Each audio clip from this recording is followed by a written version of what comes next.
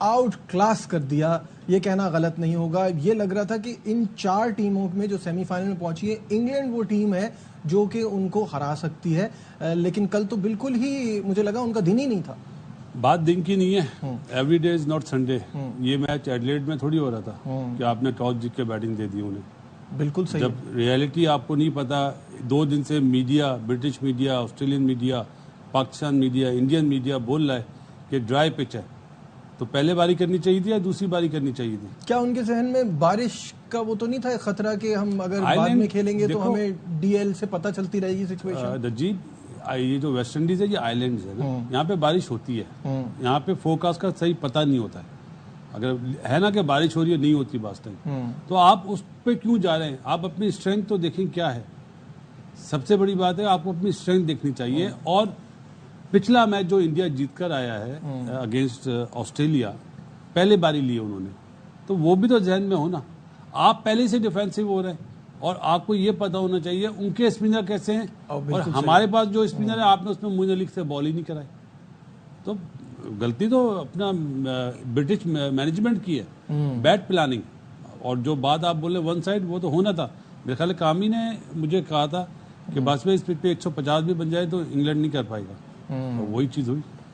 कामरान, क्या कहेंगे इस मैच पे? इंग्लैंड ऑब्वियसली बड़ा अप एंड डाउन रहा इस पूरे वर्ल्ड कप में।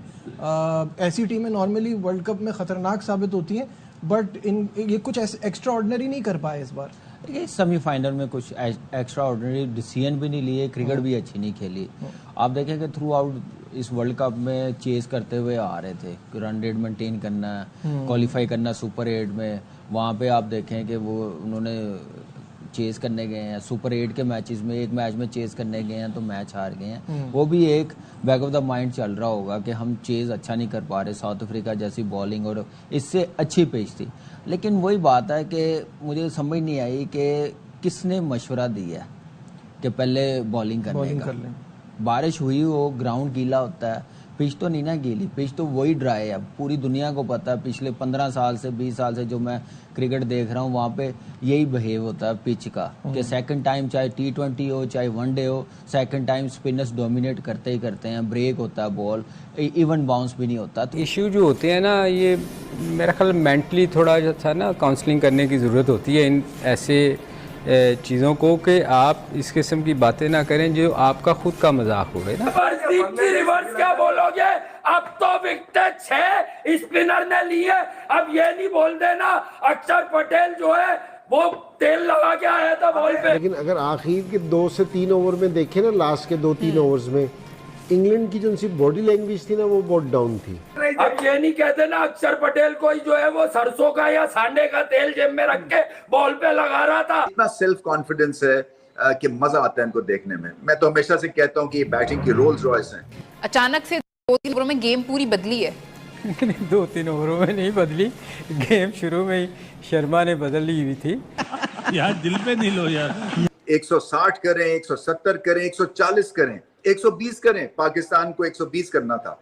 इनके पास सेल्फ कॉन्फिडेंस है। आउटस्टैंडिंग परफॉर्मेंस हर डिपार्टमेंट में इंडिया की, जिसकी वजह से वो आज फाइनल में आउट क्लास कर दिया, इंग्लैंड को करीब भी नहीं आने दिया और वर्ल्ड चैंपियन बाहर। 150, 160 here, but after that partnership, they were like, let's add 25 more and see what they can do. देखिए, एक रोहित शर्मा ने कितनी अच्छी बात की कि हमारे उसमें कोई पैनिक नहीं था। जिस तरह इंडिया ने डबल्स लिए और वो कुछ नहीं किया। अगर किसी मैच देख रहे होंगे लोग, जिस टाइम मैंने ये लास्ट ओवर में छक्का लगा है, तो जिस तरह इनके कप्तान का सर नीचे गया है, तो वो बड़ा डिसपॉइंटिंग था। अच्छा नहीं था, काफी शेकी रहा था, बट जिस तरह से रोहित शर्मा ने परफॉर्म किया, उसके बाद सूर्य कुमार यादव ने जिस तरह से उनका साथ दिया है, बहुत ही शानदार इनिंग दोनों की जानिब से।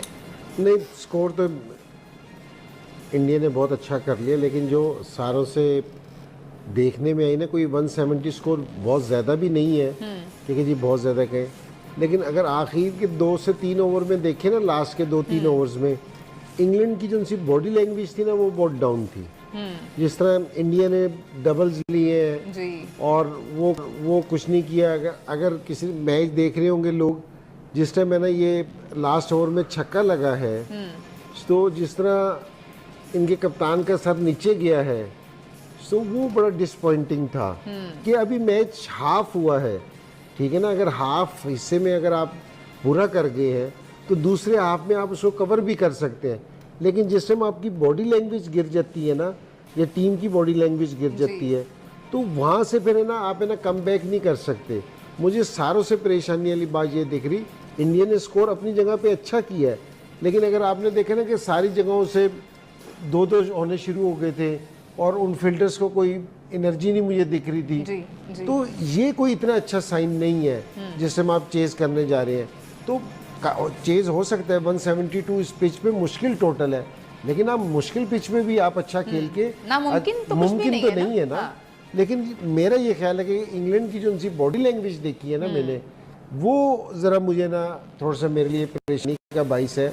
वो इसलिए कि मुझे नहीं लगता कि जिस टाइम आपकी बॉडी लैंग्वेज ऐसी हो जाए और उसके बाद है ना आप है ना एक मुश्किल टारगेट चेज करो, तो मुझे मुश्किल लगता है।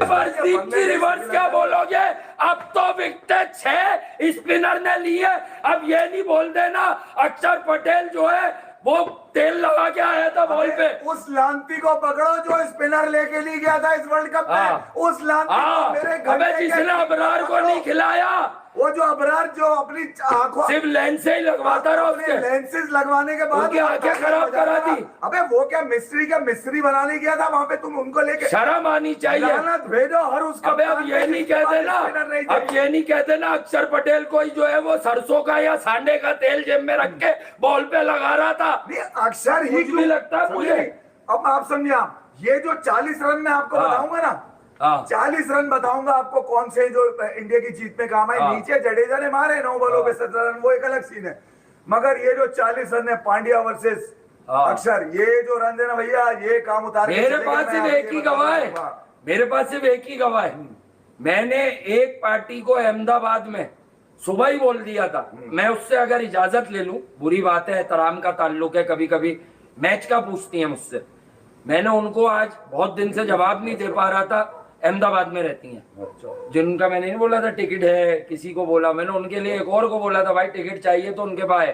तो उन्होंने मुझसे पूछा कि आप, वो अक्सर भाई वो कुछ समझती हैं, वो कह रही है वो अपने मुंह से बोल रहे हैं कि इंडिया फाइनल खेल रहा है ना। मैंने उन्हें बोल के भेज दिया कि हाँ इंडिया फाइनल खेल रहा है, वरना मैं कभी बोल के नहीं भेजता। इंडिया तो इस वर्ल्ड कप के शुरू होने से पहले फाइनल खेल रहा था। तुम्हारे ख्वाब अधूरे हैं बेटा। तुम लोग कभी अफगानिस्तान को हराने के लिए सोचते हो, कभी अफगानिस्तान को जिताने के लिए नहीं सोचा तुमने। कम से कम इस तकलीफ को पहचान लेते कि अफगानिस्तान 20 साल में यहाँ तक पहुंचा कैसे, इन 20 टीमों के अंदर से निकल के।